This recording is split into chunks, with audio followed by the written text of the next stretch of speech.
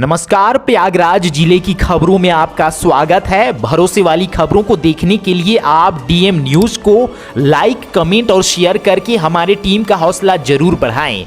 DM news हमेशा पीड़ित मजलूमों के साथ खड़ा रहता है। आज प्रयागराज जिले में क्या कुछ है खास, देखिए इस बड़ी और अहम खबर के साथ। पहली बड़ी खबर, प्रथम बार माघ मेला डिजिटल निगरानी में एआई कैमरे और साइबर हेल्प डेस्क से श्रद्धालुओं की सुरक्षा। प्रयागराज में माघ मेला 2026 के दौरान सुरक्षा का नया युग शुरू हो गया है। पहली बार मेला डिजिटल निगरानी के तहत आयोजित किया जा रहा है। एआई कैमरों की मदद से न केवल भीड़ पर नजर रखी जाएगी, बल्कि भीड़ के मिजाज और हालात को भांपकर किसी भी अप्रिय घटना को रोका जा सकेगा। सुरक्षा व्यवस्था को और मजबूत बनाने के लिए 17 थानों में साइबर हेल्प डेस्क भी तैनात किए जाएंगे। इन हेल्प डेस्क के माध्यम से श्रद्धालु शिकायत, मार्गदर्शन और इमरजेंसी सहायता प्राप्त कर सकेंगे। प्रशासन और पुलिस ने बताया कि एआई तकनीक के जरिए भीड़ के विभिन्न हिस्सों में वास्तविक समय में नजर रखी जाएगी। इससे भीड़ में तनाव या असामान्य गतिविधियों को तुरंत पहचान कर नियंत्रण किया जा सकेगा। सुरक्षा और सुविधा को ध्यान में रखते हुए यह कदम श्रद्धालुओं के लिए सुरक्षित और सहज मेला अनुभव सुनिश्चित करेगा। पुलिस विभाग ने श्रद्धालुओं से भी सहयोग और निर्देशों का पालन करने की अपील की है। क्या आपको लगता है कि एआई और cyber help desk Magh Mela को पूरी तरह सुरक्षित बना पाएंगे? आप हमें कमेंट में जरूर बताएं। वहीं अगली बड़ी खबर करजन ब्रिज मामले से है, जहां एक नर्स से दरिंदगी का घिनौना आरोप सामने आया था।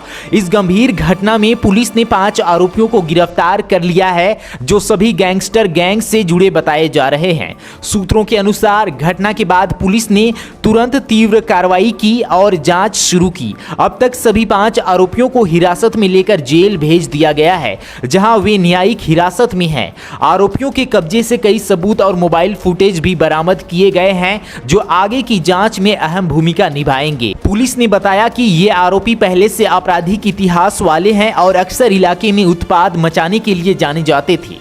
इस बार नर्स के साथ हुई दरिंदगी के आरोप ने पूरे मामले को और गंभीर बना दिया है।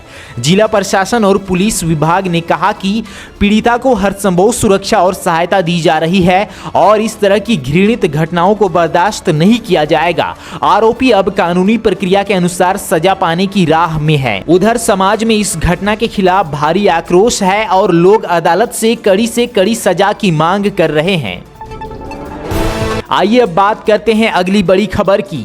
यूपी में कोहरे का कहर, शीतलहर से जनजीवन प्रभावित, 35 शहर घने कोहरे की चपेट में।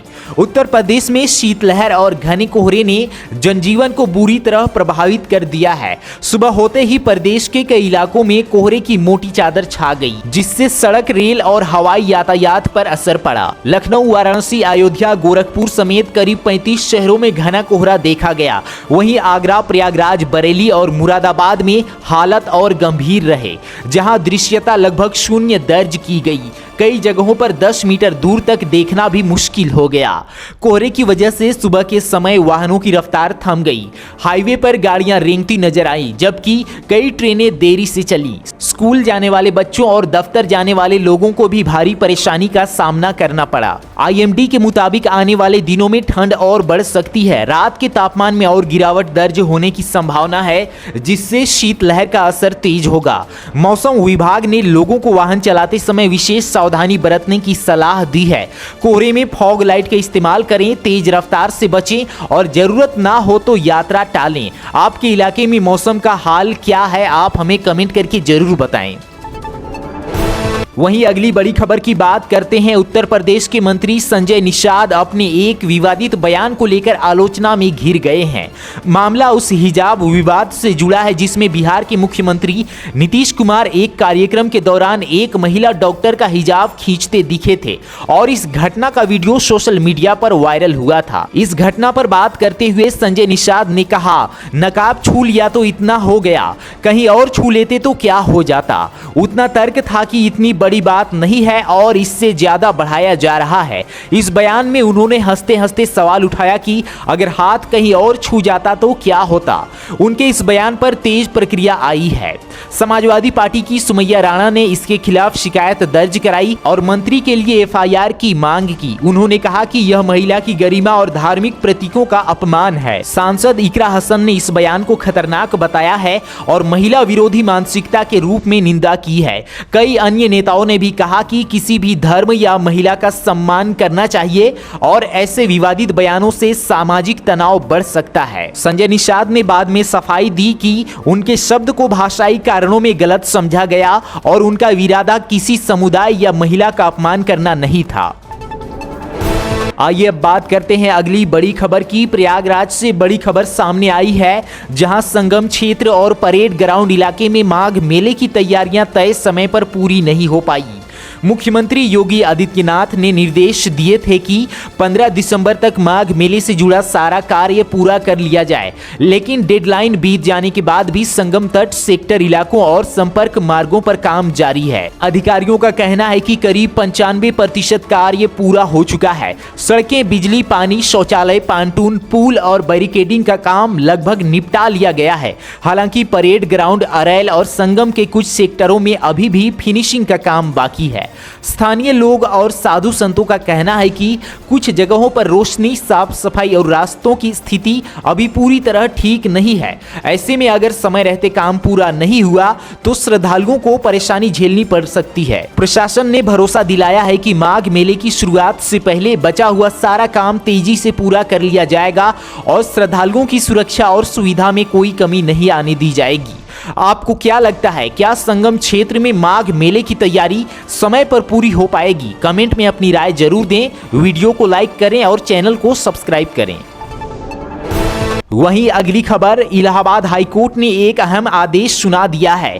कोर्ट ने कहा कि अगर किसी महिला की पहली शादी कानूनी रूप से वैध और जारी है तो वह अपने वर्तमान पार्टनर से गुजारा भत्ता, मेंटेनेंस नहीं मांग सकती, चाहे वे कितने समय तक साथ रहे हों। हाईकोर्ट ने यह फैसला सीआरपीसी की धारा 125 के तहत सुनाया। कोर्ट ने स्पष्ट किया कि अगर पहली शादी खत्म नहीं हुई है और फिर भी महिला किसी दूसरे व्यक्ति के साथ रहती है तो वह उस व्यक्ति से रखरखाव या भरण पोषण का दावा नहीं कर सकती, चाहे उसका रिश्ता कई सालों से चल रहा हो। इससे उसे कानूनी पत्नी का दर्जा नहीं मिलता।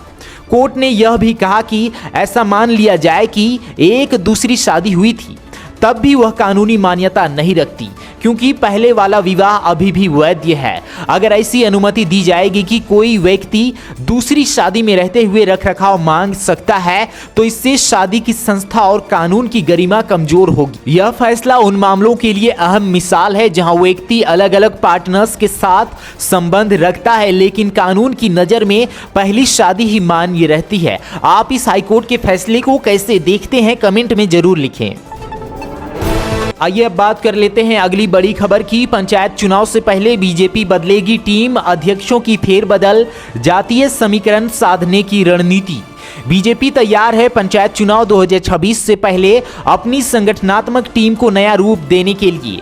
पार्टी नेतृत्व क्षेत्रीय और अग्रिम मोर्चों के अध्यक्षों में बदलाव कर सकता है ताकि जातीय और सामाजिक संतुलन बेहतर किया जा सके और चुनावी तैयारियां मजबूत रहे। हाल ही में पंकज चौधरी को नया बीजेपी उत्तर प्रदेश अध्यक्ष बनाया गया है, जो पार्टी की नई रणनीति का हिस्सा माना जा रहा है। उनके नेतृत्व में अब केंद्रीय और राज्य नेतृत्व मिलकर रणनीति तैयार कर रहे हैं कि किन क्षेत्रों में किस तरह के नेताओं को अहम जिम्मेदारी दी जानी चाहिए।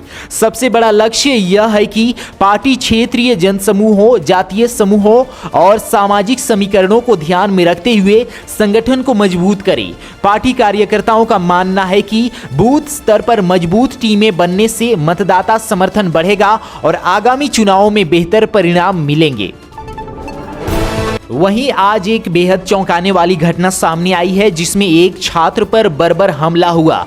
आरोप है कि किसी विरोध या किसी पुरानी रंजिश के चलते छात्रों को लाठी डंडों से पीटा गया और उसके सिर को कूच दिया गया। घटना के बाद पीड़ित छात्र बेहोश हो गया तो आरोपियों ने समझा कि वह मर चुका है और उसे वहीं छोड़कर भाग गए। बाद में जब लोग पास आए तो उसे जख्मी हालत में पाया गया और तुरंत नजदीकी अस्पताल में आईसीयू में भर्ती कराया गया। हमले का वीडियो सोशल सोशल मीडिया पर वायरल हो रहा है, जिसमें साफ दिखाई देता है कि कैसे पीड़ित छात्र को बेरहमी से हमला किया जा रहा है। इस घटना ने इलाके में खलबली मचा दी है और लोगों में गुस्सा फैल गया है। पुलिस ने मामला दर्ज कर छानबीन शुरू कर दी है। सीसीटीवी फुटेज और शिकायत के आधार पर आरोपियों की पहचान की जा रही है। पुलिस का कहना है कि जल्द ही आरोपियों तक पहुंचेगी और उन्हें गिरफ्तार करेगी। अस्पताल की ओर से भी पुष्टि की गई है कि छात्र की हालत नाजुक है लेकिन स्थिर बनी हुई है और उसे आईसीयू में गंभीर चिकित्सा प्रदान की जा रही है। ऐसी घटनाओं से एक बार फिर सुरक्षा और कानून व्यवस्था पर सवाल उठ रहे हैं और जिम्मेदारों पर दबाव बढ़ता जा रहा है कि वे जल्दी कार्रवाई करें। साथ ही अगली बड़ी खबर देखते हैं। मुख्य समाचार एक भयानक सड़क हादसे से है। आगरा मथुरा एक्सप्रेसवे पर एक कार में अचानक आग लग गई। कार में सवार भाजपा नेता जैसे ही वाहन से बाहर निकले और भागने लगे, तभी पीछे से आ रही दूसरी गाड़ी ने उन्हें कुचल दिया, जिससे उनकी मौत हो गई। यह हादसा तेज रफ्तार और अचानक हुई आग की वजह से और भी गंभीर हो गया। पुलिस अधिकारियों ने बताया कि आगरा मथुरा एक्सप्रेसवे पर यह हादसा उस समय हुआ जब विजिबिलिटी कम थी और कई वाहन तेज रफ्तार से चल रहे थे। तुरंत बचाव कार्य शुरू किया गया, लेकिन नेता को गंभीर इंजरीज के चलते बचाया नहीं जा सका। इस एक्सप्रेसवे पर कई हादसे हाल ही में हुए हैं। आज ही मथुरा बरेली हाईवे पर बस और टैंकर के टकराने से 15 से ज्यादा यात्री घायल हुए हैं, जबकि उन्नाव के एक्सप्रेसवे पर तेज रफ्तार वाहन पलटने से 4 लोगों की मौत हुई। अगली बड़ी खबर स्वास्थ्य सुविधाओं को लेकर है। उत्तर प्रदेश सरकार ने एम्स के स्थापना प्रस्ताव को आगे ना बढ़ाने का निर्णय लिया है, जिससे अब प्रस्तावित एम्स अब नहीं बनेगा। इसके बजाय सरकार ने लगभग 150 करोड़ रुपए की राशि मंजूर की है ताकि मेडिकल कॉलेज में सुविधाओं को अपग्रेड किया जा सके। इस निर्णय के साथ यह साफ किया गया है कि बड़ी चिकित्सकीय संस्था एम्स जैसा अस्पताल अब यहीं नहीं होगा और इसके लिए कोई प्रस्ताव अभी तक आगे नहीं बढ़ाया गया है। इसके स्थान पर सरकार का ध्यान पहले से मौजूद मेडिकल कॉलेज की उन्नत सुविधाओं को बेहतर बनाने पर है, जहां पहले से ही मरीजों को इलाज मिलता है। सरकार के अनुसार अपग्रेड के तहत आईसीयू, सुपर स्पेशलिटी ब्लॉक, आधुनिक जांच सुविधाएं और बेहतर इलाज सेवाएं दी जाएंगी ताकि मरीजों को सीधे बेहतर इलाज मिल सके और दूर दूसरे शहरों का सहारा ना लेना पड़े। हालांकि इलाहाबाद हाईकोर्ट में पहले एम्स के लिए जनहित याचिका भी दाखिल हुई थी, जिसमें मेडिकल सुविधाओं को और मजबूत करने की बात कही गई थी, लेकिन अब केंद्र राज्य स्तर पर इस दिशा में आगे नहीं बढ़ा। जांच के दौरान यह भी देखा गया कि वर्तमान चिकित्सा संरचना में पहले से ही सुपर स्पेशलिटी ब्लॉक और अतिरिक्त बेड की मंजूरी दी जा चुकी है, जिससे सरकार का फोकस पहले से ही मौजूदा संस्था। वहीं अगली खबर, उत्तर प्रदेश माध्यमिक शिक्षा परिषद ने पाठ्य पुस्तकों में नकली छपाई रोकने के लिए बड़ा कदम उठाया है। अब यूपी बोर्ड की किताबें हाईटेक सुरक्षा फीचर्स के साथ छपेंगी ताकि बाजार में बिक रही फर्जी किताबों पर पूरी तरह लगाम लगाई जा सके। नई व्यवस्था के तहत किताबों के कवर पर 4 रंगों का खास डिजाइन होगा। इसके साथ ही विशेष सुरक्षा स्याही, यूनिक पहचान चिन्ह और तकनीकी फीचर्स जोड़े जाएंगे, जिससे असली और नकली किताब की पहचान आसानी से हो सकेगी। बोर्ड का मानना है कि अब छात्र, अभिभावक और शिक्षक एक नज़र में